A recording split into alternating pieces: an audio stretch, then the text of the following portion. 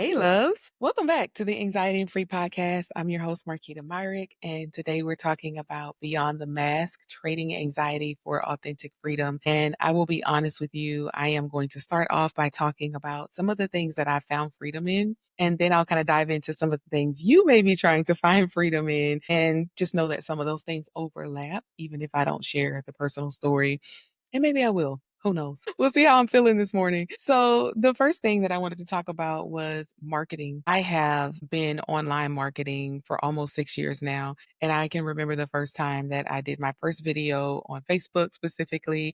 And I was so nervous. And then I went on to find ways to connect with people online. And that went on for years. I'm just now launching this podcast, even though I said 2 years ago I was going to launch a podcast. And there are so many reasons why I didn't. And ultimately, they all sum up to having a lot of fear about the podcasting process, how to get started. It wasn't even fear of showing up because I was already showing up online. I was already doing all these videos on various platforms. It was more so fear of the unknown, fear of trying to figure out the podcasting process. And I know if you're listening, you may be thinking, well, girl, people have courses and masterminds and workshops to teach you how to do that very thing. And I had watched some videos and I went to Atlanta with a friend girl last year and we went to a podcast summit. And that was really, really nice for us. And we really enjoyed ourselves. And that was last 4th of July, actually, of last year. And they're having the podcast summit again in Atlanta in June. And we're not going this year together. However, I thought, wow, it's taken almost an entire year for you to actually just do it. Just start the podcast. So anyhow, now we're episodes in and I'm loving it so far. Really though, when it comes to marketing, I think more about connecting. I know the term in business is marketing, your online or offline marketing. And when I think about marketing, it sums up for me this idea of how do I connect with others? How do I share resources? How do I share how I support people and how I provide value in the world? And how do I make sure people feel that I'm authentically being myself? And for years, I enjoyed creating videos. I would remember getting out of therapy sessions and in between until my next session, I would create TikTok videos. I would create maybe like 3 videos and not using the content from the session with that particular client I had just met with. It was more so, whoa, I'm feeling very high creatively and I'm having a creative high. And I would enjoy creating those videos. And then at some point that stopped. And that stopped around a year ago, if I'm being honest with myself. I was no longer creating videos in between sessions. And I was no longer able to just find these random moments throughout the day where I felt that creative high again and I wanted to create the video. It became work for me. And that was when the shift occurred. Like now, all of a sudden, creating content is no longer me being authentically me. And now I'm creating it to show up. And I didn't like that feeling. And therefore, just me being the person I am, I stopped creating as much content. And I'm going to tell you why. I want to be authentic. And I am a firm believer that you can feel people's energy when you're watching their video online or when you're listening to an audio, when you're connecting with them. You may get the feeling right now that I'm in a very relaxed and positive mood, which I am. And I'm just sitting in my office. The sun is on the side and peeking through the window. I'm just feeling relaxed. I connected with a colleague this morning, so I'm in a good mood. And I don't want to create content when I'm not in a good mood because, as much as people try to portray perfectionism online, that's not me. I literally cannot. I cannot create the content if I'm not feeling it. So, part of being beyond the mask for me was having to accept that maybe marketing slash connecting needed to look different for me. And after I got past that, I had to say, okay, well, what am I trading it for? Right. And obviously, I'm trading some of that online marketing in the way that I used to show up for a podcast and this form of marketing, more longer form content. However, I had to ask myself, what changed? What changed about you? What changed about business? And when I started asking myself that question, I came down to this idea of nothing necessarily changed about me directly, but there were a lot of indirect things that changed. My kids are 7 and 9. Their needs changed academically. Their needs changed emotionally and mentally. Their needs changed with how much attentiveness they require from me. And motherhood comes first, so I'm going to respond to their needs, right? So that's why there have been less videos posted online, less collaborations, because I focused more so on them. And then I went inward with myself during my quiet moments to better understand this shift of identity I was experiencing. And it is, in fact, a shift of identity. If you have been a business owner who has traditionally shown up in online spaces and you shift to more so marketing and connecting in person, well, that's an identity shift for you because now you're having to show up differently. Now there's less hiding, right? And I do in person networking too when the opportunity presents itself. And I thoroughly enjoy that. And then I leave and go home and I refill that energy somehow, usually by some quiet time. I'm more ambiverted these days. So, yeah, it's just this stage of life required a shift. And that was so helpful for me to pinpoint. And maybe that will be helpful for you to pinpoint too if you're at a stage where you're recognizing that your way of connecting with other people in the world is different and it needs to be different.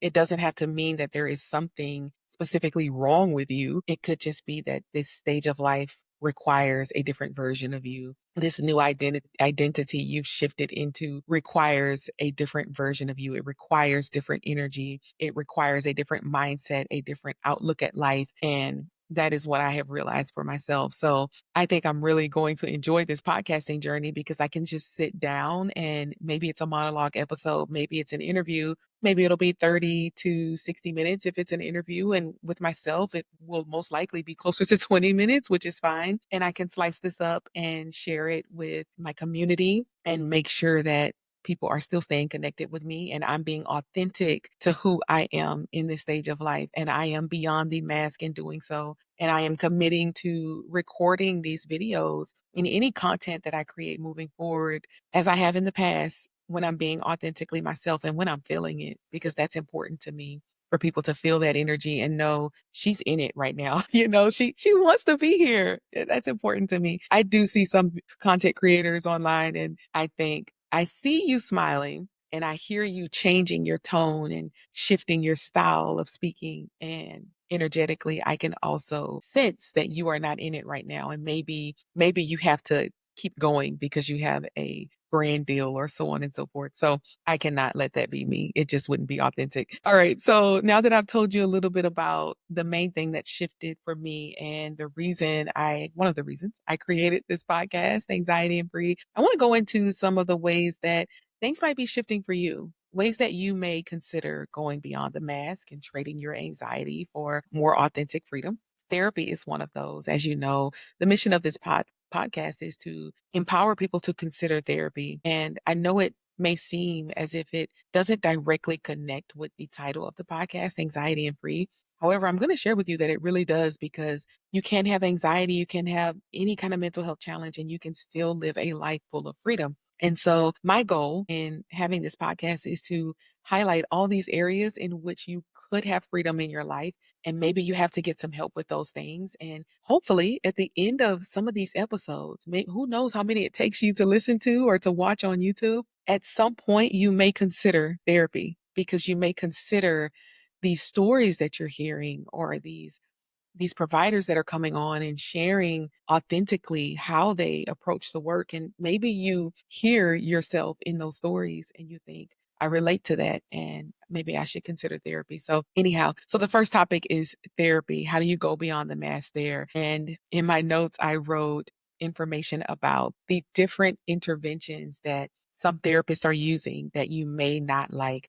Maybe a therapist is using CBT and you don't feel it's working, or you don't feel it's authentic to your life experience. Maybe they're using accelerated resolution therapy or EMDR, or maybe they're using psychodynamic therapy, which is one of my favorites. And maybe that's an intervention that just does not feel good to you. And the therapist loves that intervention, right? And they made it clear up front that that is the way that they practice. And you weren't quite sure in the beginning what that looked like because you're not in the mental health field. So you needed to feel it out. And now that your session's in, love, that that is not working for you, whatever that particular intervention is, and you're not saying it. Another one that comes up is when therapists try to get their clients to self-regulate with them in sessions. I talked about this online years ago. There were people saying, As soon as I get into the session, my therapist is asking me to do a deep breathing exercise or a centering exercise or a somatic experiencing exercise. And the people were saying online, I don't want to do that. It just feels so uncomfortable to do that with my therapist. However, I'm okay doing that at home. I'm okay meditating and practicing deep breathing on my own. I just don't want to do it in therapy with my therapist. It feels awkward. Maybe that's you and you're not saying it. You're not bringing it up. First of all, I understand why you wouldn't. There is this power dynamic in therapy, and people perceive us to be the experts. And I always tell people, you are the expert in your life. And so if there is an intervention that's not working for you, you have every right to inquire, ask questions, and even just outright say, this isn't working for me. This is how I feel when we do that particular intervention, or these are the thoughts that I have after therapy, after we're done with that intervention. It doesn't feel so good. And all of this with the understanding that there can be some discomfort in therapy because you're pulling up the weeds, the weeds and the tares, they're growing together. You're trying to pull out the things that don't need to be there. And yet it's painful at times, mentally and emotionally. And sometimes it manifests itself physically. However, the goal here is to get you to consider that maybe the therapist doesn't have their mask on because that intervention feels authentic to them. However, when you're participating in the intervention, you are definitely wearing a mask. It is definitely causing anxiety for you. And it doesn't feel like an authentic way to claim your freedom and healing that you are there to claim as a therapy client. So, love, that's just one thing I want you to consider thinking about whether or not you're really being authentic in that moment and whether or not it's just tolerance. Because if it's just tolerance and it's not something that you are finding freedom in, then I would argue that that is a problem, with all due respect. All right, the next area is work. A lot of people come to therapy and they say, well, I'm just stressed out at work and I'm just having issues with my boss and I don't know what it is. And I feel like I'm working hard, I'm doing the work. And then when we actually get to talk, they're actually doing the work of two people. And you may be listening and think, this has already started to sound like me because you're doing your job. And because you're doing such a good job at doing your job, your boss keeps putting more work on you. And maybe someone left at the job because they were stressed out or they got a better opportunity. Who knows? Maybe they went on maternity or paternity leave. However, all of their work has now fallen on you. So you are just completely overwhelmed. And what I like to do in therapy sessions is just really break that down. How much of this are you saying yes to that you really could say no to? And how much are you saying yes to because people are absolutely saying this is what you have to do? Now, after we explore that, what I typically find is people's supervisors are coming to them suggesting that they do some work, throwing in some incentives, and not even incentives as in pay, right? We know that that is less likely to happen. More so they say, oh, if you do this, you'll look good in front of the CEO, and when I'm in these meetings, I'll be able to prop you up as the next person for that promotion. They know what they're doing, right? These are all things to guilt trip you and make you feel as if this is a career life or death situation for you. And if you do not accept this additional work, it's going to have negative detrimental effects to your work. And so you just say yes. Now, I'm not encouraging you to say no. What I'm encouraging you to do here is to find ways to authentically show up at work that lead to you having more freedom. And what does that look like? That looks like you asking questions. How soon are you expecting to replace the person who just left? The work that you're encouraging me to do? How soon? You know, is this a direct mandate basically? Is this something that I have to do? Do I have the option basically to say no? And you can find creative ways to ask these questions. So there's no need to hear the way I'm saying it and think, oh, I could never say it that way. That's fine, love. Find a way to communicate the same question in your language. And you can practice that in the mirror so you can have confidence when you're in front of your supervisor and asking this question when you meet. It doesn't have to be the way I'm saying it verbatim. So ask questions, inquire. Are there other people on the team who are willing to share this workload with me? Are you open to other people sharing this workload with me? I like to encourage people to share how much they prioritize the work they already do. Some people have said, this sounds like psychological manipulation. Call it what you want. Call it what you want. I call it strategy. Okay. Strategy to get your needs met. And love, it's a strategy to make sure that you're not taking on more than you should be taking on. because we know oftentimes it doesn't come with a pay increase. So you are your best advocate. Okay. So that being said, that other question is very important. And then negotiating some equity in the situation too. If you do decide to take on this additional work, you could also ask, I'm going to be working a little later, trying to complete all of my tasks and all of that person's tasks. And would it be okay if I leave early on Fridays as a result? You're putting them on the spot there because they're putting you on the spot and throwing in those incentives that don't directly benefit you financially. They may in the long run, if you get the promotion, they're saying they're going to recommend you for. However, in the moment, you deserve some sort of compensation. So make sure you negotiate that equity. And then going back to the point of you prioritizing your work and highlighting how much you enjoy doing it, really review your job description and kind of pair it to the work that you're doing and the work that you feel passionate about. Highlight that in that meeting. Again, we're looking to find freedom here so that you're not working until midnight and then having to get up at 6 a.m. the next day and arrive at work before 8 a.m., before that 8 a.m. meeting that they scheduled right when you start work at 8 a.m., right? I haven't worked a full-time job in almost a decade, so I'm far removed from this. However, just know that I have experience in this. I remember these days, okay?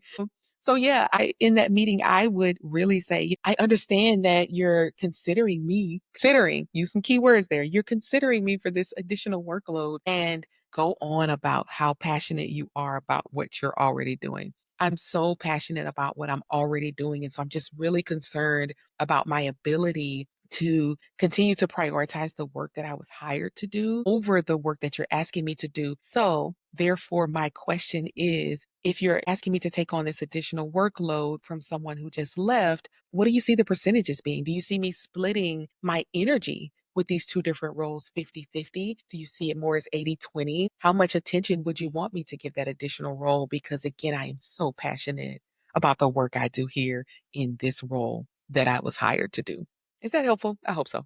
Again, going beyond the mask because you can have on that mask. Like, I love to take on everyone's work. 4 people could leave tomorrow and you can count on me to do it all. What's that going to look like in your personal life? What's that going to look like with your stress levels, your physical health? If you have any medical conditions, we really have to think about these things. So I spent a lot of time on that one, but that's a fun one if you can't tell for me to discuss with career people, because oftentimes people show up to therapy and they don't see options, and I see so many options. It's just all about the way that you present them, how you navigate those conversations, and also some of the keywords that you're willing to use when you're communicating with your supervisor about this topic. So there's that. Let's move on to friendships. Staying in friendships when they are not mutually beneficial. And I want to be clear here that I do understand that friendships are not always mutually beneficial. Sometimes you are in a friendship with someone and that person is really going through a hard time and they need you to be there for them. And so you're talking less about you, you're bringing up less of your struggles, and you just fall off and just stop sharing over time because that person is going through so much. And ultimately, this can harm the friendship over time and cause you to mask up, right? You know that that person is no longer going to ask about you, and you authentically want to share what's going on in your life because you're a human and you have that need to connect. However, if that friend is going through so much that they have their blinders on and they're not getting help, professional help to navigate that, and they're putting it all on you, well, now the tables have turned and it's no longer a mutually beneficial friendship. So you could consider having a talk with that person and letting them know that, you feel that something's off about the friendship, your needs aren't being met in the friendship. You could also encourage that friend to try therapy, try to speak with a provider about medication management if they're open to seeking help in those avenues. And ultimately, if you have a friend who's not seeking help, refusing to seek help, and you can tell that it's because they're leaning so much on you that they're getting their needs met when you connect, but then you're not getting yours met, you do have a decision to make. And so we're talking about going beyond the mask. We're talking about you not showing up and pretending that everything is okay in your life because you have this friendship where you can show up and be authentic, and you don't have to have anxiety about the type of topics that that friend is going to bring up, because you know that this person is going to prioritize some time in the conversation for your needs too. If that's not happening, it's something to take a look at. And all I'm encouraging you to do today really is to take inventory of your life and your experiences and the ways that you connect with people, I know I started off talking about marketing. We all market ourselves, whether we're in business or not. You're marketing yourself in friendship, okay? That's the reason you attracted such good friends. Or you marketed yourself when you were seeking new friends and you didn't market the parts of yourself that overwhelmingly show up now because you've done so much work. Maybe you needed work when that friendship began, mental health, physical health, spiritual health.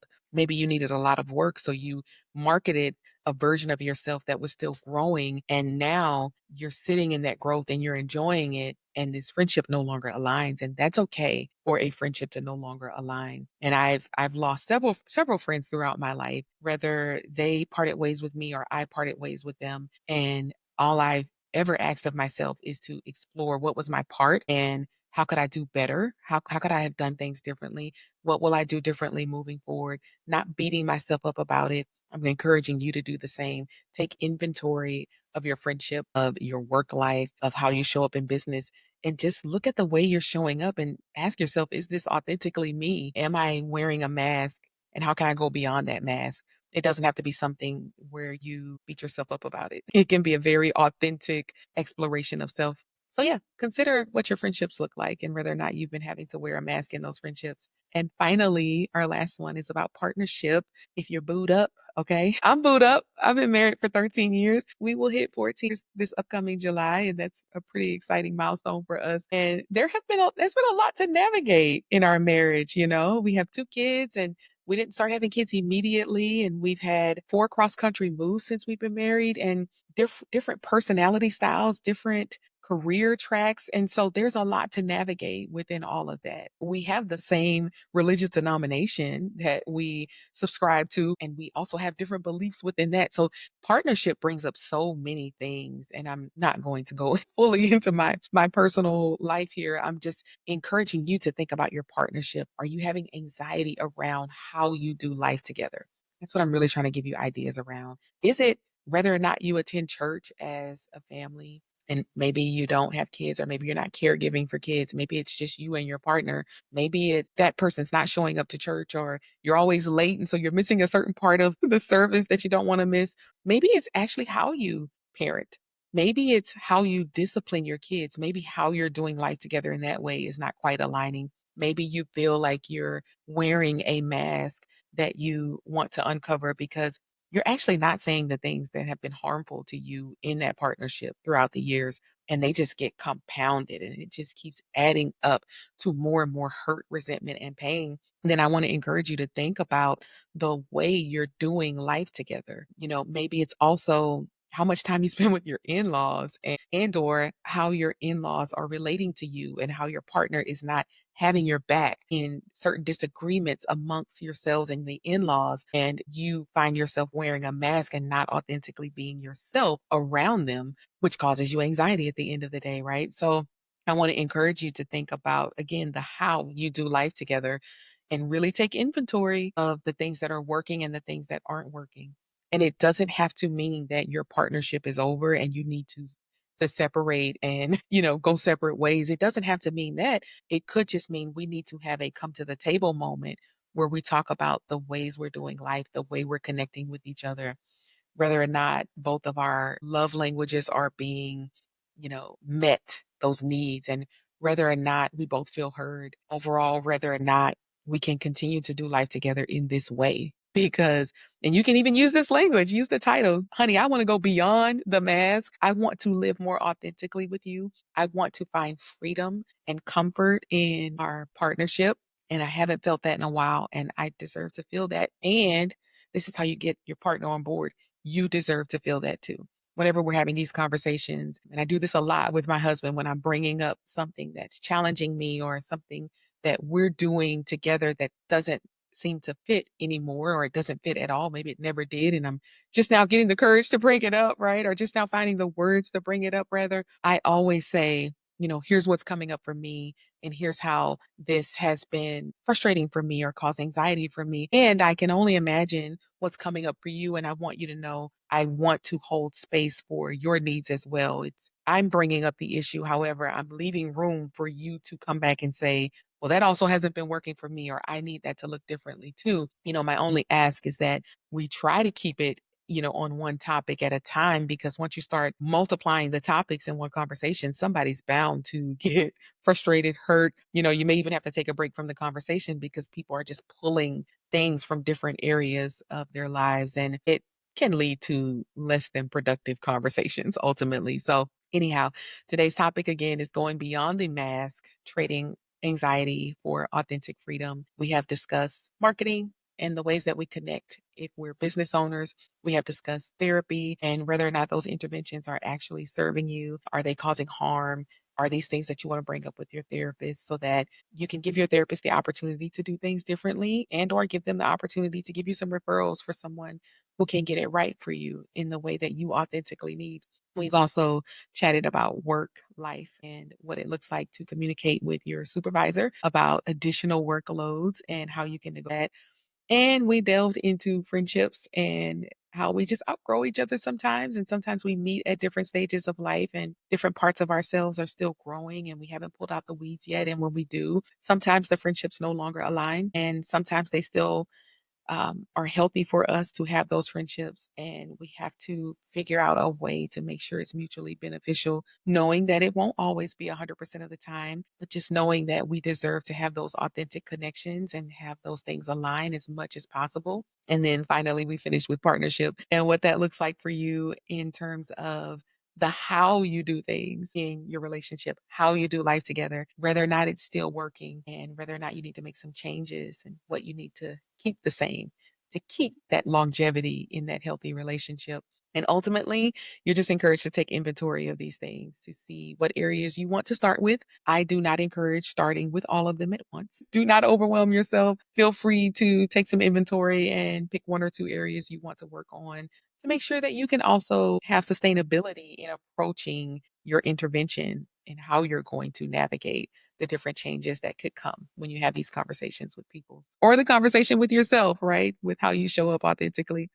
I truly hope that you have enjoyed this episode. I would love your feedback in a comment section. Feel free to also email me using the email in the show notes, and I will see you next time on the Anxiety and Free podcast.